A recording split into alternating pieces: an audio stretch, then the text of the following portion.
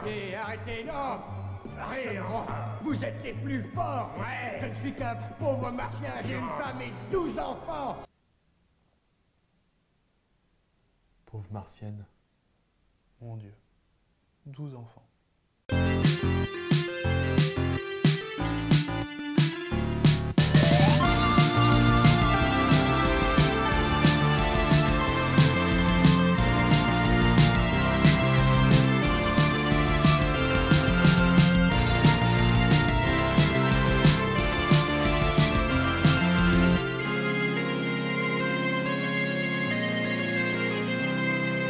Salut à tous et bienvenue dans Tokuscope, votre émission sur la science-fiction japonaise et le tokusatsu. Comment ça va, cher Jordan? Bah écoute, ça va. Remis de tout Eh oui. ce mois Godzillesque, hein, Remis. de ce mois de mai tumultueux que nous avons vécu.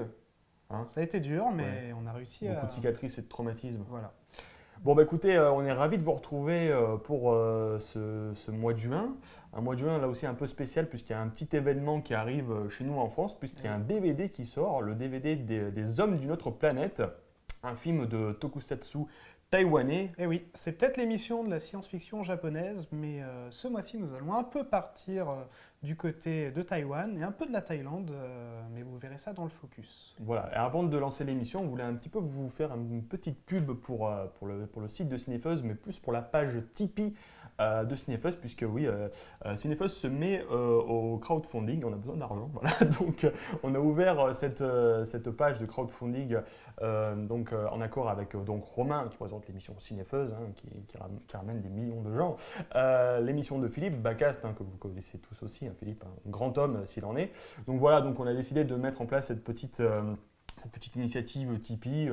Voilà, donc si vous n'hésitez pas à aller sur la page de Tipeee de Cinépheuse, on va vous mettre le lien. Pour donner des sous. Voilà, donc s'il n'y a pas d'obligation, on ne vous force pas à l'achat, allez-y tout de suite. Ouais. Donc voilà, vous donnez un petit peu ce que vous voulez, vous lisez bien la page et vous voyez un petit peu les modalités. Voilà, il n'y a aucune obligation, c'est vous qui voyez.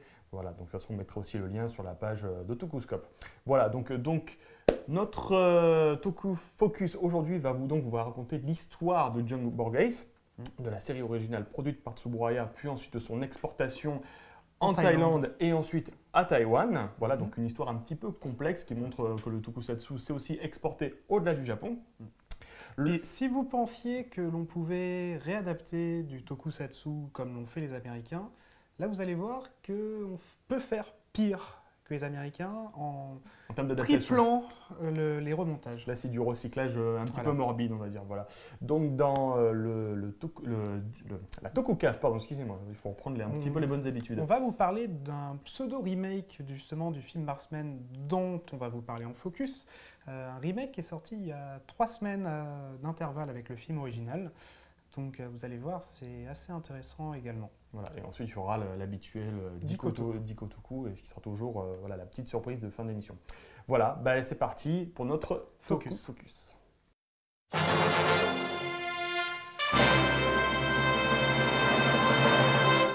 Mais non, mais non, mais non! Ce n'est pas en détruisant cette maudite planète qu'on aura la pierre. Entre nous. On laisse tomber cette histoire de pierre et on casse tout.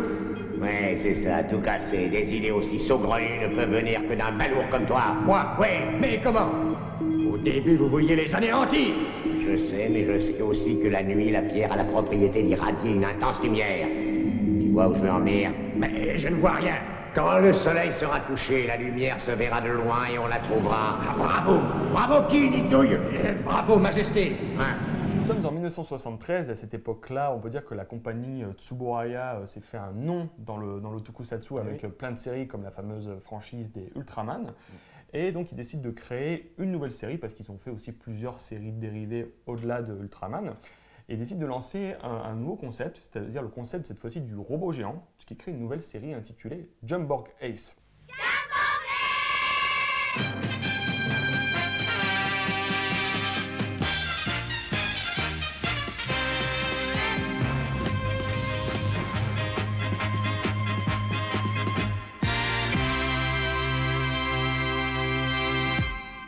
C'est l'histoire d'un pilote d'avion qui s'appelle Naoki Tachibana, qui est en fait un livreur, qui bosse sur un avion en fait.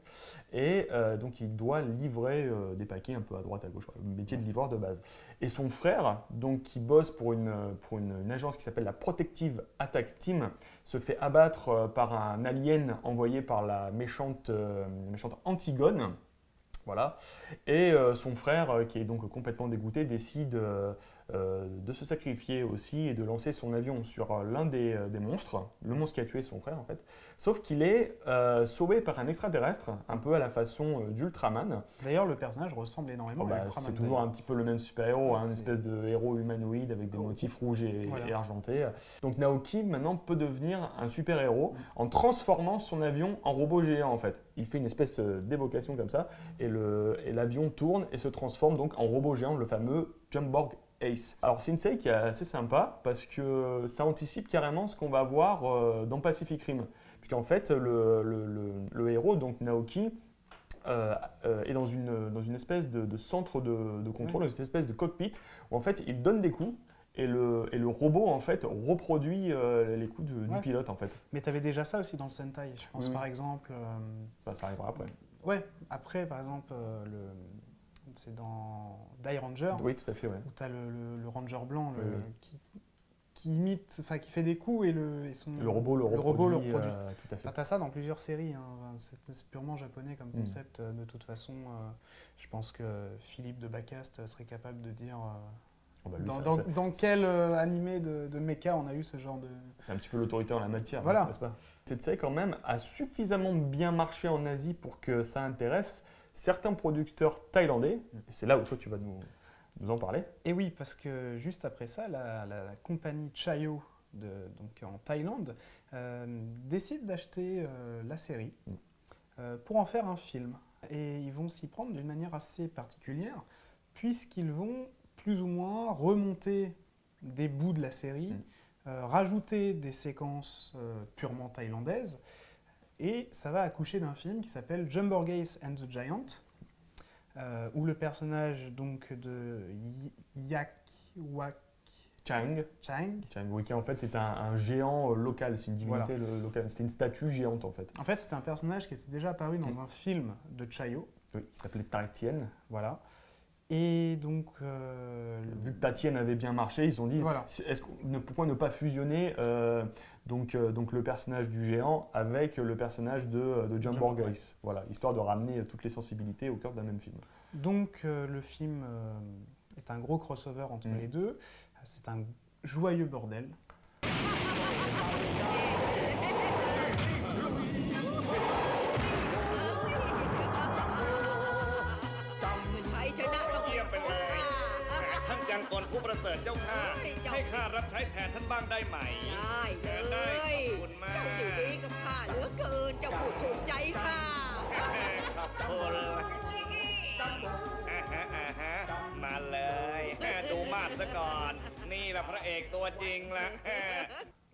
Moi j'adore.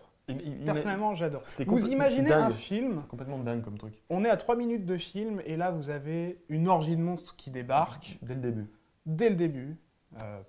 C'est prodigieux, moi j'adore. En fait, toute la première partie c'est Jumborgase, puis ensuite on revient sur le personnage du géant thaïlandais, puis ensuite c'est les deux qui s'unissent pour un gros final sur la lune où ils doivent détruire le méchant. Ce film va vous dégoûter du thème principal de Jumborgase, parce que pendant presque 1h30, on entend la musique du générique japonais adaptée en thaïlandais façon synthé pourri, qui tourne en boucle. Yod Manut Jumbo E.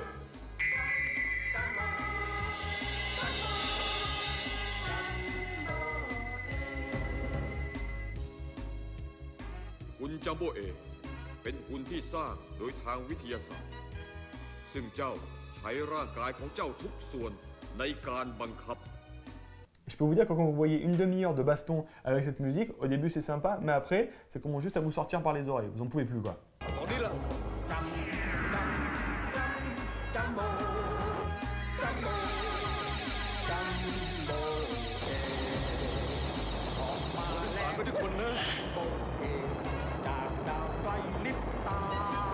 Et c'est un film qui avait pas mal marché en plus à l'époque. On pouvait le trouver en VCD, notamment en VCD thaïlandais. On pouvait, Enfin, Dans une qualité assez médiocre. non, la qualité. Oui, enfin, c'est Bon. pas ouf, hein, c'est tourné en 4 tiers, voilà quoi, c'est pas non plus un truc de malade mental. Ça, c'est vraiment pour les collectionneurs hardcore et les fans qui veulent tout collectionner sur toutes les productions. Voilà. Bon, bah, ce film a suffisamment marché pour que des producteurs taïwanais décident d'adapter ce film-là, donc c'est quand même complètement dingue, une série japonaise qui a été adaptée en film thaïlandais qui va être repris en film taïwanais. Vous imaginez qu'on est quand même au 3e montage Voilà. de la même œuvre. Donc là, on va vous parler donc des Hommes d'une autre planète, donc ce fameux film qui sort en juin en DVD chez Backfilm. Donc là, pour le coup, ils ont fait pas mal de modifications sur cette version-là, puisque c'est plutôt un film d'invasion extraterrestre. Ouais, tout simplement. Voilà, puisque ce sont des Martiens qui arrivent sur Terre et qui veulent tout détruire parce qu'ils cherchent une pierre mythique. La pierre magique, la Yin pierre Yang. magique Yin Yang, voilà, qui va leur servir pour alimenter leur canon solaire. Le miroir de la mort. Le miroir de la mort, tout à fait. Puis parallèlement à ça, des scientifiques aidés d'un petit garçon en fait vont découvrir la statue du géant de taille, Ouais. du géant thaïlandais, Qui devient un dieu chinois ici, qui devient un dieu chinois, mais de l'époque Thaï, mais de l'époque Thaï. très important. C'est ridicule. Et en fait, le personnage va se mettre à grandir au fur et à mesure, puisque c'est pas évoqué dans le film, mais je pense que ça doit être un délire à la Jet Jaguar, Oui, où en voilà. fait sa détermination fait en sorte qu'il Il peut grandir tout seul. Il grandit pour aller combattre l'invasion, en fait, tout simplement. Et parallèlement, les Américains prêtent main forte à la Chine et envoient l'astronaute américain, qui n'est autre que John Borges. Oui, alors ils ont complètement changé la nationalité du personnage. John Borges devient un robot américain ou un astronaute américain. Astronaute Voilà, américain. ça dépend. Donc en fait, ce qu'il faut savoir, c'est que principalement ce film, donc on l'a dit, adapte le film John Borges and the Giant, mais zappe toute la première partie du film. C'est ça. Justement, c'est vraiment centré sur le crossover entre le géant thaïlandais et Thaïlandais qui devient chinois. qui devient chinois et John Borges Voilà. pour le coup. Ben voilà. Enfin, pourquoi on vous parle de ce film? C'est parce que, comme on vous l'a dit, le film sort en DVD chez Backfilm donc en ce mois de juin. On est un petit peu désolé parce que c'est un petit peu un prétexte pour faire de la promo parce que nous avons participé à la fabrication de ce DVD. J'ai réalisé une grosse partie des bonus et Jordan a interviewé quelques personnes. Adrien pour aussi voilà, avait Adrien collaboré, a cadré sur un des modules. Voilà. C'était une manière de prolonger un petit peu l'expérience de Tokuscope dans un cadre, on va dire, professionnel, puisque bon, on a été appelé pour le faire via un ami qu'on salue, Jean-Baptiste. Voilà. Et donc c'était une expérience vraiment sympa qui a pris pas mal de temps parce qu'on voulait faire le meilleur DVD possible. Il faut savoir que c'est un film qui ne demande pas forcément le nombre de temps ou d'heures qu'on a passé dessus parce qu'on a quand même bossé sur pas mal de contenu. Mais bon, c'était aussi une manière de, voilà, comme je disais, de prolonger ce que vous nous donnez avec Tokuscope. On disait, voilà, s'il y a un public, même minime, pour ce type de film ou de format, pourquoi ne pas essayer de faire des bonus pour un film qui est pas 100% japonais, mais disons, vu que le film n'impose pas des soucis de droit, on s'est dit que c'était vraiment l'occasion de pouvoir sauter sur un projet professionnel. Voilà. Surtout que c'est un film un peu rare, donc on s'est dit pourquoi pas collaborer à la sortie. Quoi. Voilà. Pour le coup,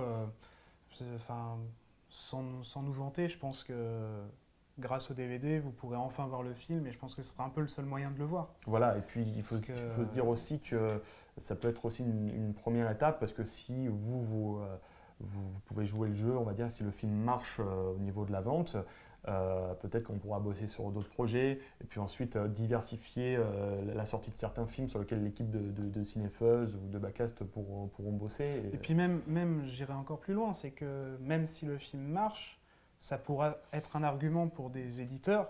Oui. Même si nous, on ne travaille pas sur le film, enfin sur le DVD, ça pourrait être vraiment un argument pour qu'enfin il y ait des éditeurs qui se disent il y a des gens, il y a un public qui attend ce genre de production.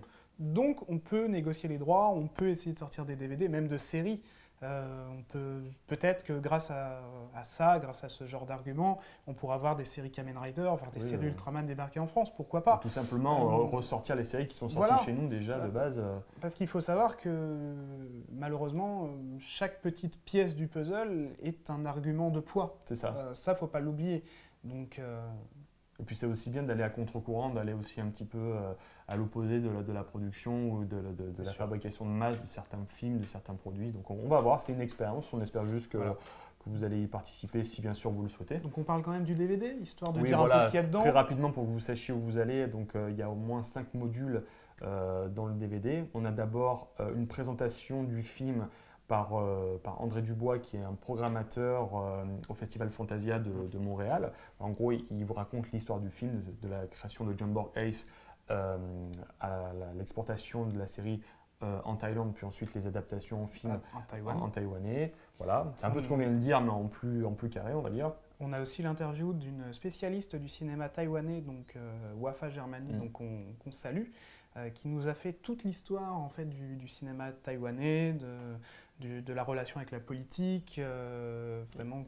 Et elle légitime un peu la présence de Marsmen, donc des hommes de notre planète, dans le cinéma taïwanais. Elle nous a quand même donné des anecdotes assez intéressantes, parce que vous imaginez quand même, et Marsmen est un exemple, c'est qu'à Taïwan, une fois que les films étaient exploités, ils étaient jetés. Ce qui explique que, par exemple, sur Marsmen, il n'y ait pas de version originale. Taïwanaise, ouais. Vous vous rendez compte qu'aujourd'hui, la France a une copie de ce film et est peut-être le seul pays à avoir encore une copie pellicule exploitable du film. De ce film-là. Vous vous rendez compte quand même de ce que ça représente? Non, mais je veux dire, voilà, ne serait-ce que pour le patrimoine, c'est quand même... Ah oui, c'est vrai que c'est un truc qui a été déterré dès limbes. Donc on a aussi une interview de Christophe Lemaire. Voilà, célèbre journaliste et cinéphile qui nous raconte un petit peu ses vues sur le film, puisqu'il avait vu le film à l'époque, donc voilà, c'est un peu souvenir. Et puis il fait un peu le lien avec le reste du tokusatsu, beaucoup plus japonais cette fois-ci. Il parle notamment de Sankukai, de Godzilla, et il dit des choses très intéressantes, notamment sur Godzilla. Voilà. Et puis on a aussi... On a une présentation du cinéaste Luigi Cozzi qui nous a envoyé un petit module d'Italie. Luigi Cozzi, c'est le réalisateur de Star Crash. Et vous savez aussi, il a réalisé la fameuse version Godzilla du film original, c'est-à-dire sa version colorisée en 77. Ouais. Il avait fait ça. Et enfin, il y a un petit bonus, puisque c'est en fait le making-of du doublage américain, puisqu'il y a un nouveau doublage américain plus ou moins parodique qui a été fait pour ce DVD, qui a été fait par Damon Foster aussi, qu'on salue. Donc voilà, donc ça fait un truc assez copieux pour un film qui n'en a pas forcément besoin ou qui ne le mérite pas. Mais bon, c'est une expérience et c'est un petit aboutissement pour l'équipe. Donc on va voir ce que ça donne. Voilà. Donc on vous remercie d'avance si vous procurez une copie du film, et on espère que cette initiative pourra nous permettre de prolonger l'expérience et de faire autre chose. Voilà, je pense qu'on a fait le tour. Ouais. Donc maintenant, on va vous parler d'un autre film taïwanais, et c'est tout de suite dans la Tokukan.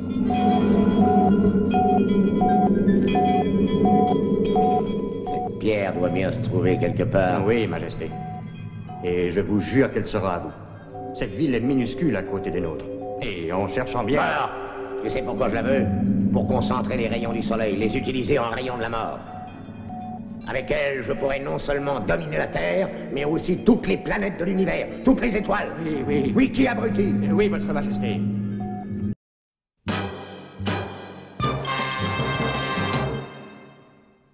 Bon, Jordan, on continue notre petit voyage à Taïwan, n'est-ce pas? Toujours donc avec un film très proche de Marsmen. En fait, il faut savoir que la même année, Shen Hu-ming, le réalisateur de Marsmen, donc des hommes d'une autre planète, en tout cas des scènes taïwanaises, a réalisé un autre film qui est assez intriguant parce que c'est tout simplement je ne sais pas si on pourrait dire un remake, mais en gros, c'est un duplicata presque. C'est un duplicata, voilà, de Marsmen. Mais avec une sensibilité chinoise plus forte là. Voilà. Là, ce qu'il faut se dire, c'est que le film est 100% taïwanais. Pour le coup, il n'y a aucun stock shot repris, il n'y a aucun remontage, tout ça. Là, c'est vraiment une œuvre purement locale. Donc, le film s'appelle War God ou God of War, ça dépend. Ça dépend les traductions que l'on a. Le film est sorti à 3 semaines d'intervalle avec Marsmen. On peut même retrouver des documents aujourd'hui, on voit les deux films sur la même page dans des documents promo d'époque. Donc il se peut même que les films aient été tournés en même temps, parce que les décors sont les mêmes quasiment. Les acteurs ne sont pas les mêmes par contre, c'est pas du tout le même casting, mais on retrouve la même base spatiale, enfin la même base scientifique. Il y a beaucoup de sensibilités similaires. Même le scénario est presque le même. Le scénario est le même. C'est le même scénario. Voilà, je vais vous résumer le scénario pour faire simple. C'est un dieu, cette fois chinois, donc Gangyu, Gangyu, c'est ouais. ça. Qui est le dieu traditionnel chinois Voilà. avec la lance, ce Qui- fameux masque d'opéra. qui arrive sous forme de statuette. Mm. C'est une statuette en fait créée par un sculpteur, tout sculpteur, simplement. Et parallèlement à ça, donc une invasion de Martiens arrive à Taïwan et se met à ravager Taïwan. Et pareil, la détermination de cette statuette fait qu'il grandit, qu'il prend l'apparence donc du dieu en question et qui combat dans un délire vachement kung-fu, Oui. proche de la Shaw Brothers presque. Oui, oui, tout à fait. Ouais.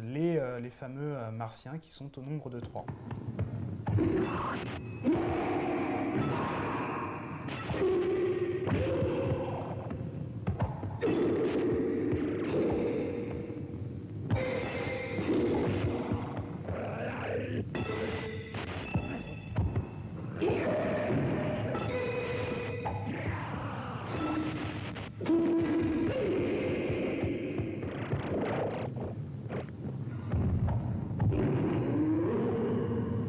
War God, c'est très bizarre parce qu'on oppose effectivement un géant chinois avec des extraterrestres qui sont pas du tout japonais, je trouve. Imaginez, c'est des espèces de Roswell géants. Ah, en mais fait. c'est ça en fait. C'est très très C'est bizarre. un mélange entre des insectes, Ouais. avec des yeux de mouche, Des gros yeux, ouais. et des extraterrestres au corps très fin, tel qu'on l'imagine encore dans les années 70. Oui. Voilà, tout simplement. Et c'est un film qui, comme beaucoup de films taïwanais, se fout complètement du copyright, puisque Ouais. parfois vous entendez des chansons comme Kung Fu Fighting.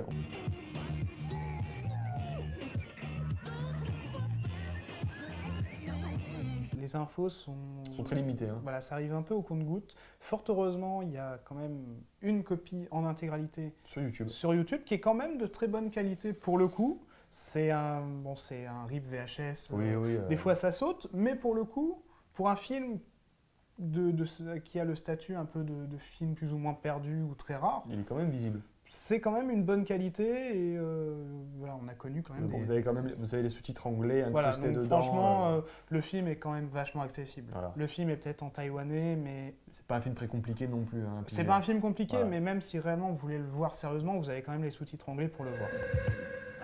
我们反光网活捉他。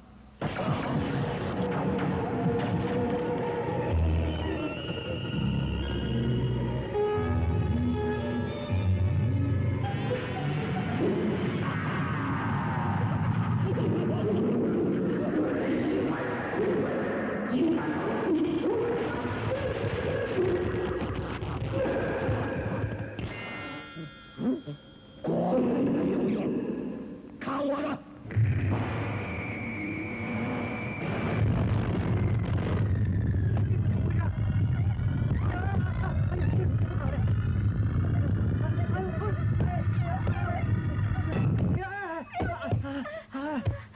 Je crois qu'on a tout dit un peu sur War Donc, God. War God. Vous pouvez voir sur YouTube. Voilà, les hommes d'une autre planète, c'est des films de toku faits à Taïwan. Voilà, donc comme quoi le tokusatsu n'est pas que japonais. Là, on a des exemples assez marquants Oui, oui. d'exploitation. et de- Là, c'est du parent proche, hein, vraiment. Voilà. Hein. Là, vraiment, c'est de la duplication dans un pays voisin. Voilà. Je crois qu'on a fait le tour là-dessus. Voilà, et puis on part avec le Dikotoku. C'est parti.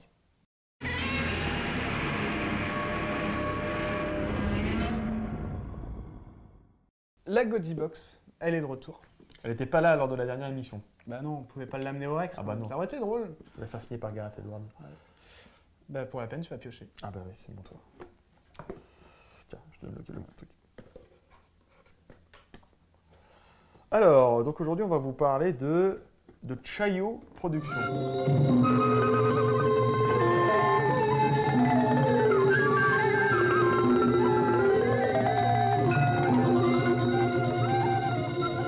Donc Chayo Productions, en fait, c'est une société de production thaïlandaise qui a été fondée par le réalisateur Sompote Sounds, de son vrai nom Sompote Sandweng Chai. Je te remercie de l'avoir dit, j'aurais Oui, été c'est incapable de le très, dire. c'est hein, très sinon. difficile. Là, on a besoin d'anti-sèche. Hein. C'est juste en dessous de la caméra parce que c'est impossible à prononcer. Donc, il faut savoir que ce réalisateur était un grand fan de Eiji Tsuburaya et des productions de la Toho. La légende veut même qu'il soit allé sur le plateau de King Kong contre Godzilla quand il était jeune. Il y a quand même beaucoup de légendes dans le tokusatsu, Voilà. je remarque. hein, Il y a quand beaucoup de même. légendes autour de ce type-là. Et au début des années 70, il a fondé donc cette compagnie pour faire donc des films de monstres locaux, enfin des films de monstres à la thaïlandaise. Donc c'est pour ça qu'il a produit et réalisé le fameux Tatien, ce film avec le monstre, donc le fameux géant thaïlandais. Et puis, comme on vous le disait au début, le film a très bien marché, donc c'est pour ça qu'ils ont fait le crossover avec Jumbo Ace, qui s'appelle Jumbo A et Giant. Il y a beaucoup de noms à retenir. Et pour cette production, donc, ils se sont associés carrément avec Tsuburaya Productions. Et outre ce film avec Jumbo Ace, ils ont fait un film Ultraman qui s'appelle Hanuman and the Seven Ultraman. Là encore une fois, il s'agit d'un crossover puisque c'est le singe géant blanc Hanuman qui fait divinité locale, voilà, qui fait équipe avec des Ultraman, les six premiers Ultraman. Donc voilà, c'est un partenariat qui est assez étrange parce qu'aujourd'hui, on a du mal à imaginer Tsuburaya en train de céder les droits. Surtout qu'apparemment, il y a plus ou moins des histoires de... Ouais, alors il y a un gros contentieux aujourd'hui entre Sompote Sounds c'est très ambigu. Obscur quand même. Parce que visiblement, il y aurait une histoire de contrat, comme quoi il aurait des contrats qui spécifieraient qu'il aurait les droits de Ultraman en Thaïlande et parfois même le mec se dit être co-créateur de Ultraman. Ouais, donc il y a vraiment un gros foutoir de droits sur...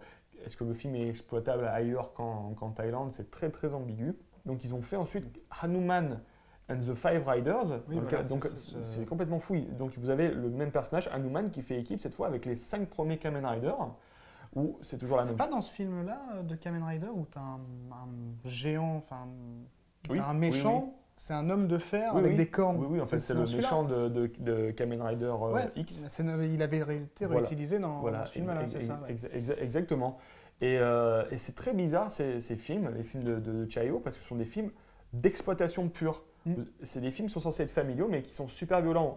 Par exemple, dans le Hanuman and the Five Riders, vous avez des séquences de torture SM, avec des femmes nues qui se font torturer. D'ailleurs, le film s'ouvre par une femme qui se fait prélever son sang avec une espèce de dispositif placé dans la gorge. C'est complètement dégueulasse. Et dans le Ultraman, tu as des séquences où les monstres ennemis se font carrément décapiter, couper les membres. C'est ça. Hanuman, pour le coup, c'est un gros salopard. Quand il se fight contre les... Dans le film avec Kamen Rider, vous voyez un petit moine, un enfant, se prendre une balle dans la tête par des voleurs. Donc c'est très très bizarre, c'est complètement schizophrène. Les films sont d'un côté très très naïfs, très très axés enfants, et de l'autre, vous partez dans une espèce de débauche de sang et de violence et d'érotisme. Donc vous ne savez pas du tout sur quel pied danser. Je pense que c'est peut-être le cinéma taïwanais de l'époque qui exigeait ça. Thaïlandais, pardon.